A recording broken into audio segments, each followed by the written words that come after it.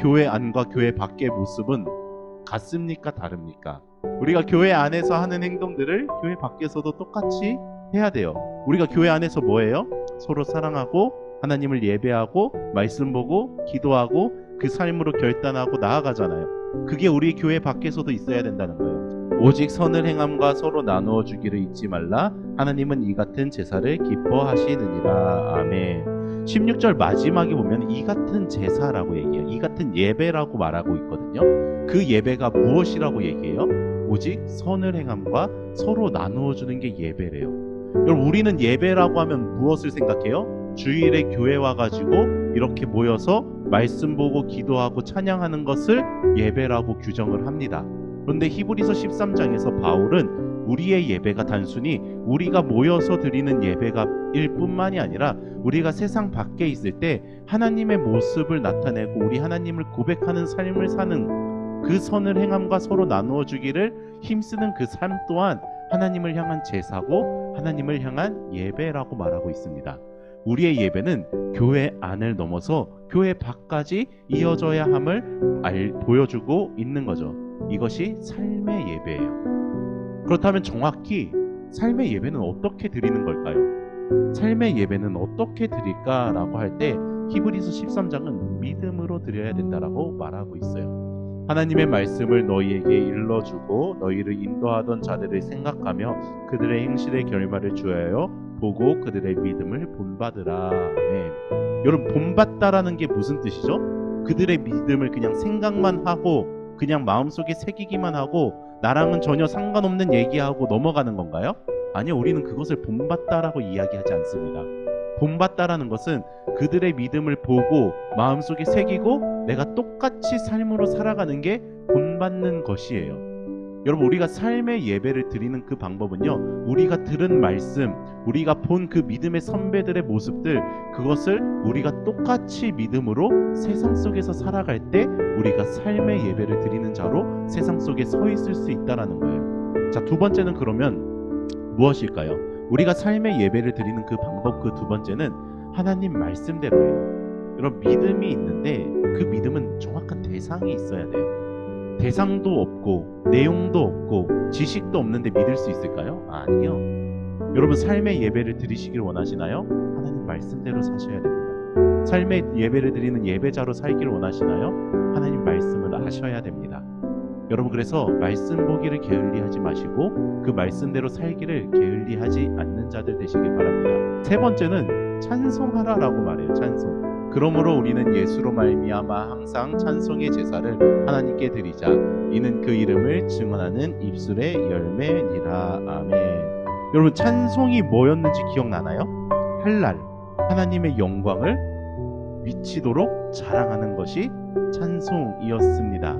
여러분들은 이번 주 중에 무엇을 많이 자랑하셨나요? 이번 주 가운데 어떤 것을 많이 고백하며 사셨나요? 우리가 이번에 한 주를 살아갈 때는 우리의 입술에는 하나님의 영광을 향한 고백이 차고 넘쳤으면 좋겠습니다. 이것이 삶의 예배의 방법이라는 거예요. 네 번째로는 세상을 거룩하게 함으로 삶의 예배자를 살라는 거예요. 그럼 하나님은 왜 우리를 삶의 예배의 자리로 부르셨을까요? 그러므로 예수도 자기 피로써 백성을 거룩하게 하려고 선문 밖에서 고난을 받으셨느니라. 그런즉 우리도 그의 치욕을 짊어지고 영문 밖으로 그에게 나아가자. 아멘. 여러분, 이 말씀은요 엄청 무거운 말씀이에요. 예수님께서는요 우리들을 거룩하게 하시려고 우리를 예배하게 하시려고 하나님 나라 도성을 버리고 이 땅에 오셨어요. 그리고 성문 밖에서 인간으로서 고난을 받으셨어요. 피를 흘리셨어요. 치욕을 짊어지셨어요. 왜요?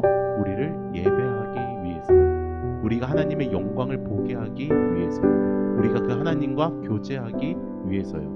그런즉 우리도 13절은 이렇게 말합니다. 그런즉 우리도 그 예수님처럼 우리의 치욕을 짊어지고 영문 밖으로 나아가자.